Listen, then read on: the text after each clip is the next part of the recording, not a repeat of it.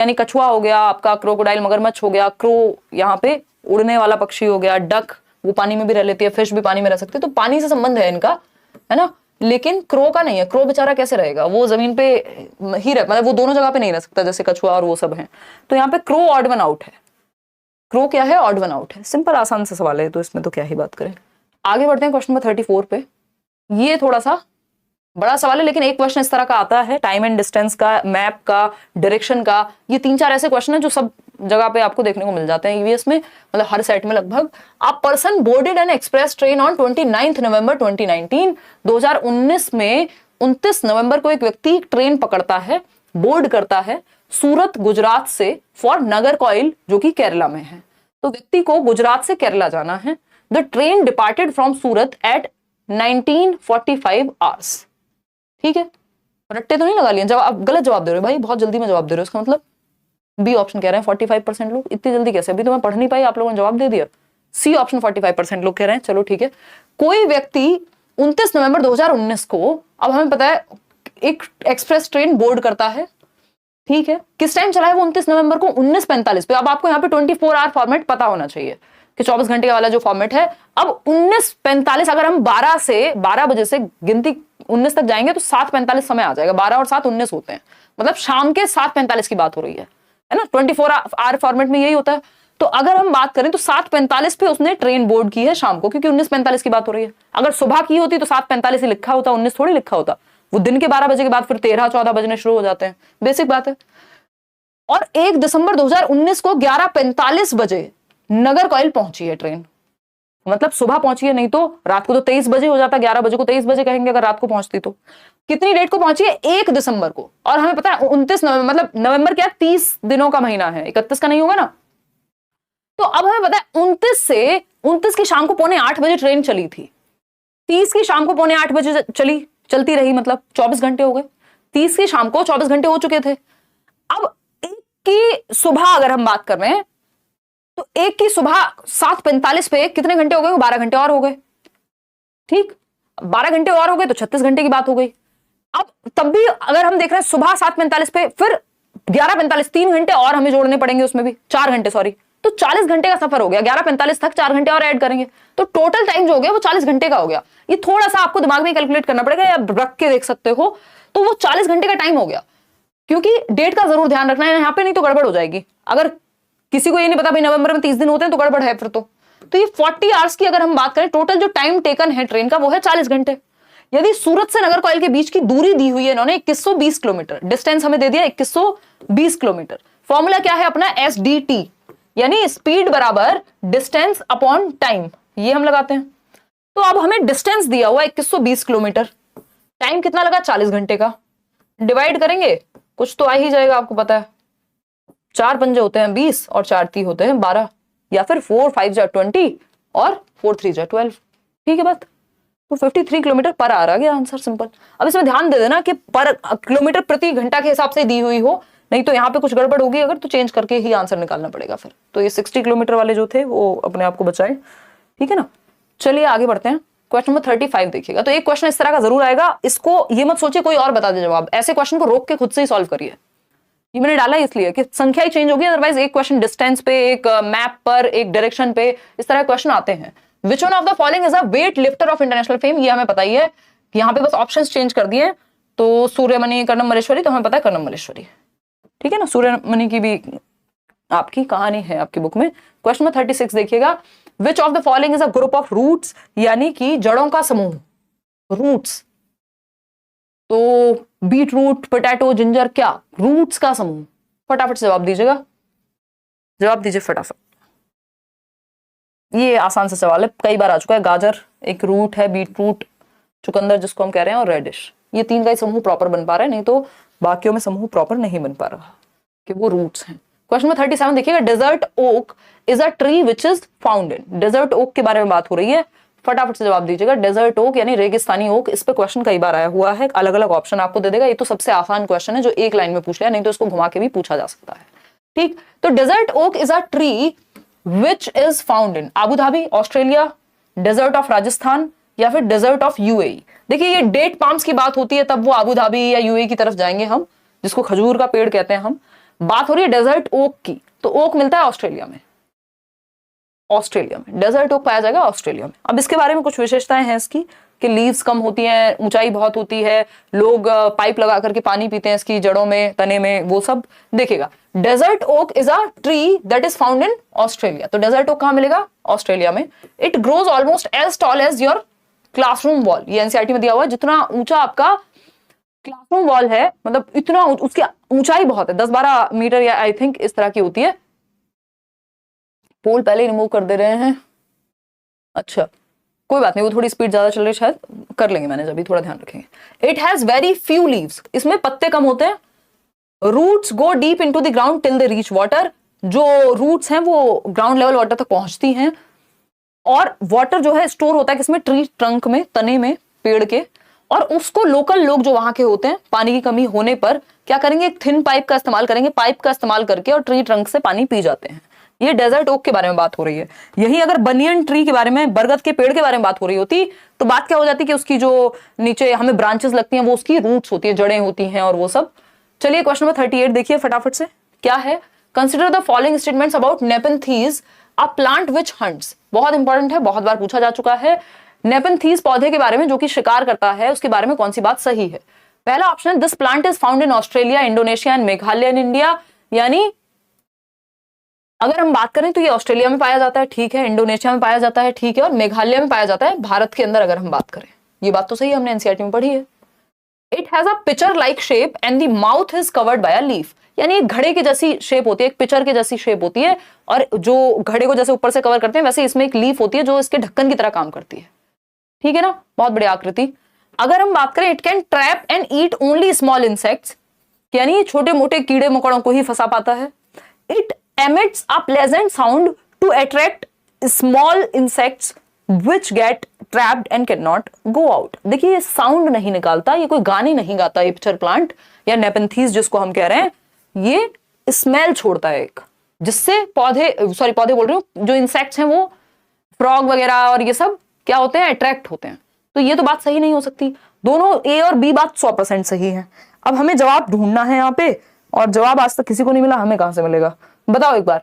It can trap and eat only small insects, ये बात सही है या नहीं है, ये आप एक बार चेक करेंगे, क्योंकि हाँ हिमांशी आप कॉल क्यों नहीं लेते? शिल्पी कह रही है कॉल, ऐसी बातें मत करो यार, आंसू आ गए मेरे। देखो पिक्चर प्लांट के बारे में थोड़ी सी बात करते हैं, मैं आपको दिखा देती हूँ।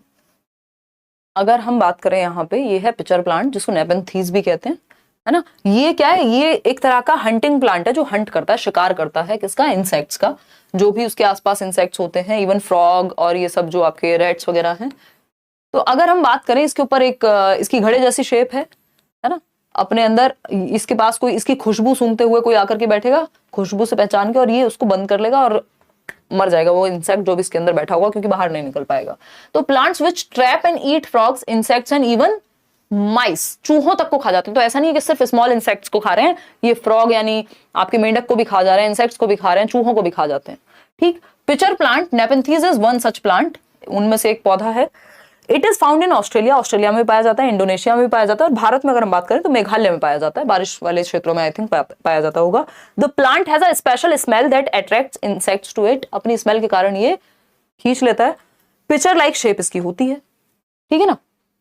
हाँ, फ्रॉग भी खा जाता है। तो सिर्फ स्मॉल इंसेक्ट को खा रहा है ये कहना यहाँ गलत हो गया, जिसको लेकर के हम थोड़े से कंफ्यूज थे। तो अगर हम बात करें तो ये कहना यहाँ गलत होगा कि ओनली स्मॉल इंसेक्ट्स, तो ए बी मेरे ख्याल में यहाँ सही होना चाहिए, ए एंड बी ओनली, ठीक। चलिए खैर आगे बढ़ेंगे। क्वेश्चन नंबर 39 देखिएगा, ये क्या कहता है? क्वेश्चन नंबर 39 कहता है, in which one of the following states of India Dandi sea shore located where Mahatma Gandhi did his famous march before independence.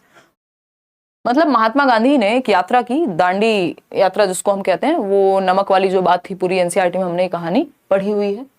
कहां से इन्होंने ये यात्रा जो है किस स्टेट में की, ये पूछा है। किस स्टेट के तट पर की, अगर मैं कहूं तो गुजरात, ठीक है ना? अहमदाबाद से दांडी तक और वाइस वर्सा गुजरात। आगे बढ़ेंगे क्वेश्चन नंबर 40 पर। क्वेश्चन है, high fever with shiver which can be treated with the bark of cinchona tree, यानी उच्च ज्वर, तेज बुखार के साथ कंपकपी, जिसके उपचार सिनकोना पेड़ की छाल से किया जाता है या इससे टैबलेट्स भी बनाई जाती हैं। तो ये सिंपल जवाब है इसका, आप लोग जवाब देंगे। पोल अटक गया शायद। हाँ, बी ऑप्शन 100% लोग दे रहे हैं। बिल्कुल, मलेरिया में ऐसा होता है कि कपकपी बंधना, है ना, और बुखार, तेज बुखार होना, फिर सिनकोना बार को पानी में उबाल करके या फिर उससे टैबलेट्स भी बनती हैं मलेरिया के उपचार के लिए।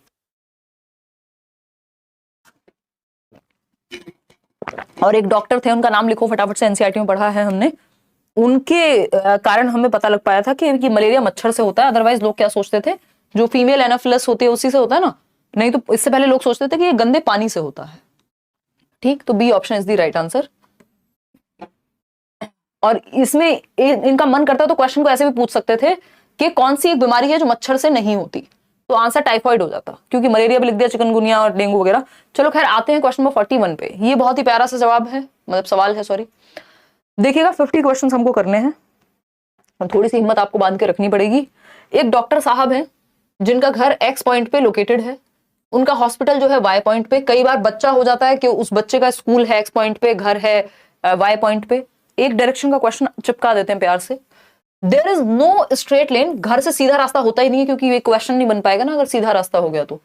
The doctor's house to the hospital, so the doctor first goes to point A which is 600 metre due east of X. साथ में सॉल्व करते हैं, कोई दिक्कत नहीं है ना, साथ में सॉल्व करें। आपकी मैराथन देखकर सीटेट हो जाएगा, मैंने अभी तक सीटेट नहीं पढ़ा है, कोई बात नहीं, मैराथन देखो, जो नोट्स फ्री दिए हुए हैं डिस्क्रिप्शन बॉक्स में मिल जाएगा, उनको पढ़ लो। पता नहीं कितने लाखों लोगों का हुआ है, और आपका भी हो ही जाएगा अगर ठीक से पढ़ लेंगे तो। देखिएगा, तो अगर हम बात करें there is no straight lane from the, ठीक है, अब डॉक्टर चलना शुरू करते हैं। First goes to point A which is 600 metre due east of X. X से शुरुआत की, यहां से शुरू करते हैं। एक्स से शुरुआत की, एक्स नहीं, ज्यादा दिमाग ना लगाएं कृपा करके अपना, वो वाली एक्स नहीं, या देखिए एक्स पॉइंट से शुरुआत की, कहां गए, ईस्ट में गए। ईस्ट इधर होता है 600 मीटर, ईस्ट चले गए।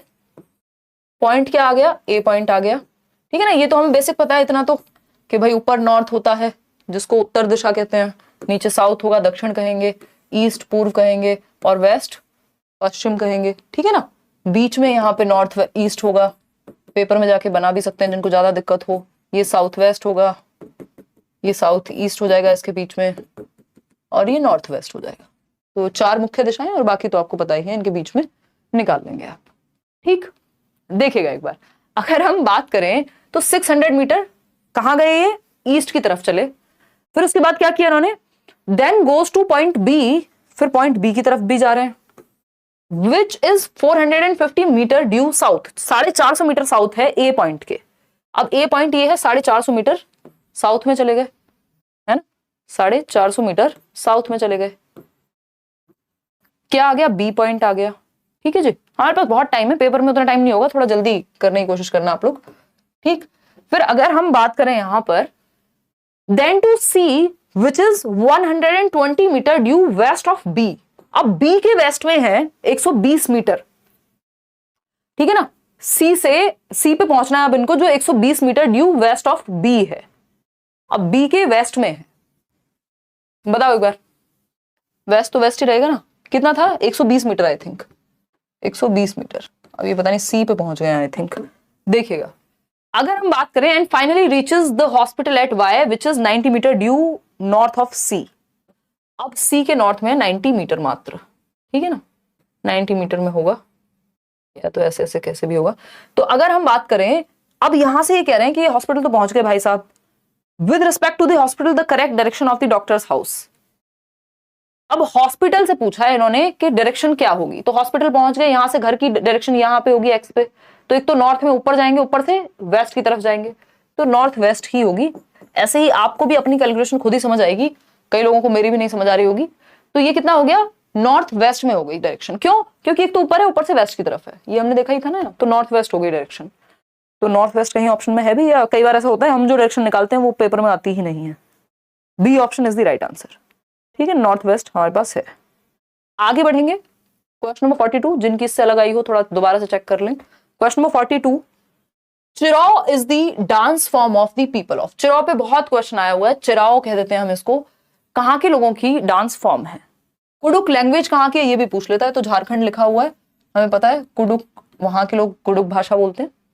मिजोरम का डांस है, मिजोरम का चिराओ डांस, बांस के साथ करते हैं लोग वहां पे फसल के आने पे एंड ऑल, ठीक है ना। तो Mizoram is the right answer, जो कि आप लोग दे भी रहे हैं। आगे बढ़े नेक्स्ट क्वेश्चन पे। क्वेश्चन नंबर 43 देखिए, neighbouring states of Tamil Nadu, Tamil Nadu के नेबरिंग स्टेट्स। अब हमें पता है एक क्वेश्चन, एक क्या मल्टीपल क्वेश्चन आ जाते हैं कई बार मैप पे, तो मैप को जरूर पढ़ के जाना है। तमिलनाडु के निकटवर्ती राज्य आंध्र प्रदेश, उड़ीसा, कर्नाटका, केरला, आंध्र प्रदेश, महाराष्ट्र, महाराष्ट्र कुछ ज्यादा आगे पीछे नहीं चले गए और इधर आंध्र प्रदेश की तरफ, कर्नाटका, छत्तीसगढ़, हो खतरनाक, आंध्र प्रदेश, केरला और कर्नाटका। अब हमारे पास हमें पता है कि आंध्र प्रदेश, तमिलनाडु बिल्कुल पास में है, केरला एकदम, कर्नाटका बात सही है, देख लेते हैं एक बार। तो हमारे ख्याल में आंसर जो है सी होना चाहिए, क्योंकि उड़ीसा को हमको अलग करना पड़ेगा। क्यों? क्योंकि उड़ीसा तो बहुत ऊपर जाकर के है ना। तमिलनाडु से पहले बीच में आंध्र प्रदेश है, इधर केरला है और कर्नाटका है। तो आंध्र प्रदेश, कर्नाटका, केरला ये सबसे ज्यादा करीब है, उड़ीसा तो दूर की चिड़िया हो गई। तो अगर हम देखें तो D option is the right answer over here. 60% लोग सही जवाब दे रहे हैं, तो ये हमें ऑब्जर्व करके ही हटाना पड़ेगा। बाकी तो हट ही गए थे, क्योंकि हमें पता छत्तीसगढ़ इतना दूर है, महाराष्ट्र इतना दूर है, क्यों हम बेकार में दिमाग लगाएं। तो पॉसिबल ही नहीं है कि ये नेबरिंग स्टेट हो। ओडिशा और इसको लेकर के हम कंफ्यूज थे, फिर हमें पता चली गया हमारे दिमाग में, अगर हम थोड़ा सोचेंगे यार ओडिशा तो ऊपर है थोड़ा सा, केरला और कर्नाटका बिल्कुल चिपके हुए हैं, आंध्र प्रदेश तो है ही ऑफ कोर्स, जो तमिलनाडु का नेबरिंग स्टेट है। तो इस तरह के बहुत क्वेश्चंस आते हैं, कई बार पूछ लेगा आपसे हिमाचल प्रदेश के नेबरिंग स्टेट, तो आपको पता है उत्तराखंड है, पंजाब है, उधर जम्मू एंड कश्मीर है। देखिए question number 44, select the correct statement from the following, Goa and Puducherry, ये हम कर चुके हैं ऑलरेडी, ये रिपीट हुआ है क्वेश्चन, है ना, ये तो रिपीट हुआ है क्वेश्चन, इस पे हम कोई जवाब नहीं मांगेंगे, आगे बढ़ेंगे। 45 है, which of the following is true with respect to family, ये भी हम कर चुके हैं। मुझे लगता है लास्ट के क्वेश्चंस कुछ रिपीट हुए हैं, ये भी हम कर चुके हैं। तो 44 आउट ऑफ 44 आप बताना कितने ठीक हुए हैं। मुझे लगता है ये सारे क्वेश्चंस हम कर चुके हैं ऑलरेडी, ये लास्ट में रिपीट हो गए किसी वजह से,